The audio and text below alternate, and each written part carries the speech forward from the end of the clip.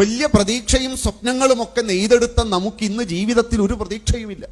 മക്കൾക്ക് വേണ്ടി രാപ്പകലില്ലാതെ ബുദ്ധിമുട്ടി കഷ്ടപ്പെട്ട് പണിയെടുത്ത് ലക്ഷങ്ങൾ സമ്പാദിച്ച ഒരച്ഛനെ എനിക്കറിയാം. അദ്ദേഹം ഒരു സുഖവും ജീവിതത്തിൽ അനുഭവിച്ചിട്ടില്ല. നല്ല യൗവനത്തിൽ ഗൾഫിൽ പോകും, 3 വർഷം കൂടുമ്പോൾ വരും, 3 മാസം ഉണ്ടാവും, അല്ലെങ്കിൽ 4 മാസം ഉണ്ടാവും.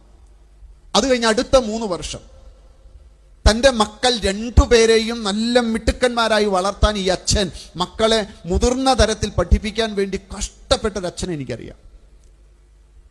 അവർക്കൊരു 22 വയസ്സായപ്പോഴേക്കും 2 പേർക്കും വീട് വെച്ച് കൊടുത്തു. ഈ പാവം അവരുടെ 2 പേരുടെയും അക്കൗണ്ടിൽ 50 ലക്ഷം വീതം അദ്ദേഹം അവർ പോലും അറിയാതെ അവരുടെ അക്കൗണ്ടിൽ എല്ലാം ശരിയാക്കി വെച്ചു. ആൺമക്കളാണ്, മറക്കരുത്. ഈ മക്കൾ പഠിച്ചു. അവർ 2 പേരും വലിയ ജോലികൾ അന്വേഷിച്ച് ഇന്ത്യക്ക് പുറത്തു പോയി. വായിച്ച് സ്വപ്നം കണ്ടതെല്ലാം അവിടെയുണ്ട്. അവർ അച്ഛനും അമ്മയ്ക്കും കത്തയച്ചു.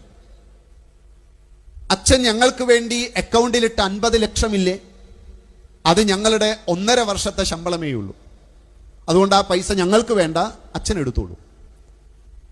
അച്ഛൻ ഞങ്ങൾക്ക് വേണ്ടി വീട് പണിത് അവിടെ വെച്ചിട്ടില്ലേ, ഞങ്ങൾ അവിടേക്ക് വരാൻ ഇഷ്ടപ്പെടുന്നില്ല, ഇവിടെ ഞങ്ങൾക്ക് അതിലും സൗകര്യങ്ങളുള്ള വീടുകളുണ്ട്. അച്ഛൻ നാട്ടിലെ ഏതെങ്കിലും ഒരു പെൺകുട്ടിയെ എനിക്ക് വേണ്ടി കണ്ടുവച്ചിട്ടുണ്ടല്ലോ, ആ പെൺകുട്ടി എനിക്ക് വേണ്ട, എനിക്ക് പറ്റിയ ഒരുവളെ, എൻ്റെ സ്വഭാവത്തിനോട് ചേർന്ന് നിൽക്കുന്ന ഒരുവളെ എനിക്കറിയാം. ഇതൊക്കെ പറഞ്ഞ് അവരവിടെ സ്ഥിരതാമസമായപ്പോൾ കരഞ്ഞുകൊണ്ട് ഈ അച്ഛൻ എന്നോട് പറഞ്ഞു, എൻ്റെ ജീവിതത്തിലെ 40 വർഷം ഞാൻ കഷ്ടപ്പെട്ടത് എൻ്റെ മക്കൾക്ക് വേണ്ടിയിട്ടായിരുന്നു.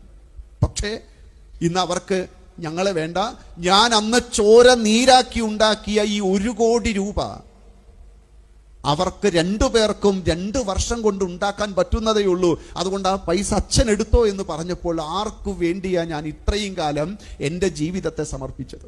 ആത്മഹത്യയെക്കുറിച്ച് അദ്ദേഹം എത്ര തവണ ചിന്തിച്ചു എന്നറിയുമോ? ഒരു ജീവിതം മുഴുവൻ സമർപ്പിച്ച് മക്കൾക്ക് വേണ്ടി ജീവിച്ച ഈ പാവം ഇരുന്ന് കരയാണ്. അദ്ദേഹം പറയാ, ഞാനൊരു ക്ഷേത്രത്തിൽ പോലും പോയിട്ടില്ല, കാരണം ആ സമയം കൂടി എൻ്റെ മക്കൾക്ക് 10 രൂപ ഉണ്ടാക്കി കൊടുക്കാൻ പറ്റുമെന്ന് ആലോചിച്ച്. ഏതൊരു ഭഗവാനെ മറന്നിട്ടാണോ, ഏതൊരു സന്നിധി മറന്നിട്ടാണോ, ഏതൊരു നാമം ഉച്ചരിക്കുന്നത് മറന്നിട്ടാണോ ഞാൻ ഇത്രയും കാലം ജീവിച്ചത്, ആ ജീവിതം എന്നെ ഒരു കാര്യം പഠിപ്പിച്ചു, അവസാനം ഒരാളെ എന്നെ സഹായിക്കാനുണ്ടാകും. അത് എൻ്റെ സർവേശ്വരനല്ലാതെ മറ്റൊരാളല്ല.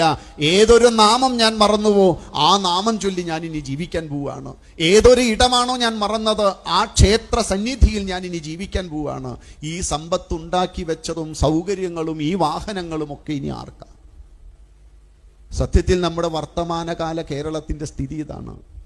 കുറേ വൃദ്ധസദനങ്ങൾ നമുക്കുണ്ട് എന്നല്ലാതെ, പാവം പിടിച്ച പ്രായമുള്ള കുറേ അച്ഛനമ്മമാർ ജീവിക്കുന്നു എന്നല്ലാതെ, ഈ സുന്ദരമായ ദൈവിക കേരളം ഇന്ന് വൃദ്ധസദനങ്ങൾ മാത്രമുള്ള ഒരു കേരളമായി മാറിക്കൊണ്ടിരിക്കുകയാണ്. നമുക്ക് നമ്മുടെ മക്കളോട് നമ്മുടെ മഹത്തരമായ ഈ പാരമ്പര്യമൊക്കെ ഒന്ന് ഓർമ്മിപ്പിക്കാൻ പറ്റണ്ടേ?